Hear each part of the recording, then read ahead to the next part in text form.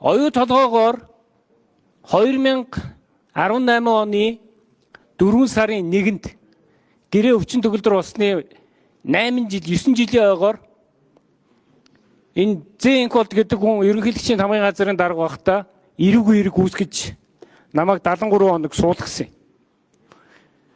Дандаа үтгэлэг хийдэг. Энэ бүх хэрэг нь яваад шүүхээр ороод цагаатсан байгаа шүү. Дахин улсын их хурлын энэ дээр ашиглаж ийм гүжирдлэг тарахаа болох хэрэгтэй. Баяр дарга бол үнэхээр алсын хараатай удирдахч байсан учраас энэ гэрээг зүтгүүлсээр байгаад байгуулсан. Тэр үед байгуулаагүй бол энэ гэрээ одоо ч байгуулагдахгүй байсан. Дандаа шалтгаан ярьж байсан.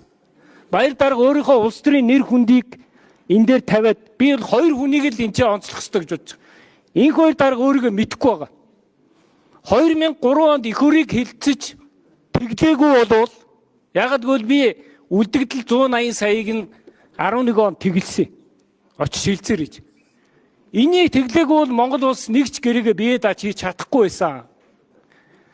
Баяр дарга шиг энэ үнэхээр Монгол улсын хувьд ач холбогдолтой юм байна гэд хийх ёстой гэд надад хэлжсэн үг нь байгаа. Би тэр Роберт Фридланд гэдэг хүнтэй уулзахгүйгээр энэ гэрээг хийлгэнэ. Тэгж байгаа хийлгсэн шүү. Одоо ингээ бүгдээрээ дайр давчлаад байхгүйгээр нь далимдуулаад худлаа яриад байх бол ерөөсөө хэрэг байхгүй. Гүн далайд бол үг өгч ерөөсөө хэрэггүй. Энэ ерөөсөө оролцоог байхгүй. Тэгээд дээрээс нь камераар гарах боломж олгоныг ашигладаг. Хамгийн олон дагагчтай гэдэг. Энд чи одоо их хурлын гишүүн улс төрч биш шүү дээ. Өөрийгөө инфлюенсер гэж бодсон байгаа.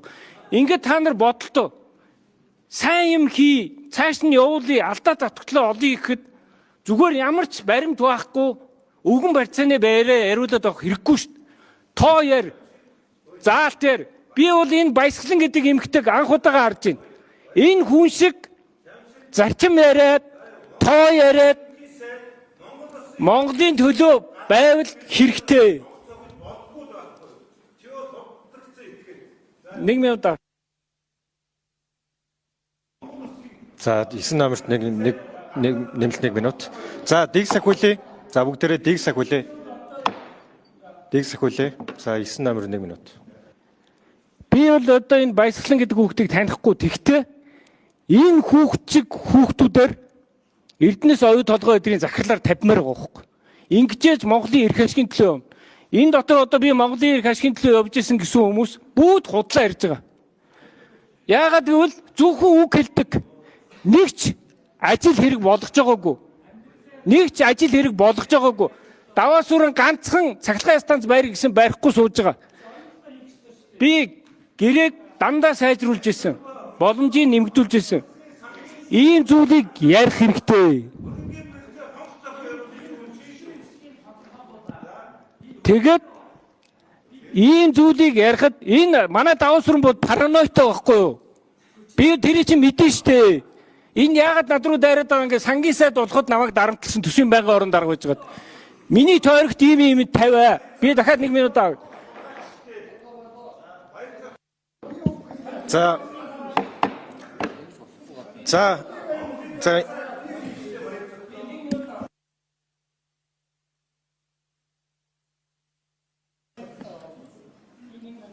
За баярцагтар сүүлийн 1 минут. За 9 номер инфо. Даваасрын гişүү намайг байнга дарамтлж байгаа. Намайг төсвийн байнгын орон дарга байхдаа миний тойрог дээр ийм тавиач сангийн сайд гэж дарамтлсан. Би тэрийн чуулган дээр хэлсэн. Албан тушаалаа ингэж ашиглаж болохгүй гэд. За ийм юм болсоо. Энэ гүн далайгийн яриад байгаа юмнуудыг бол олон улсын шүүхээр шийдээд гаргацсан зүйл шүү. За дараагийн нэг зүйл нь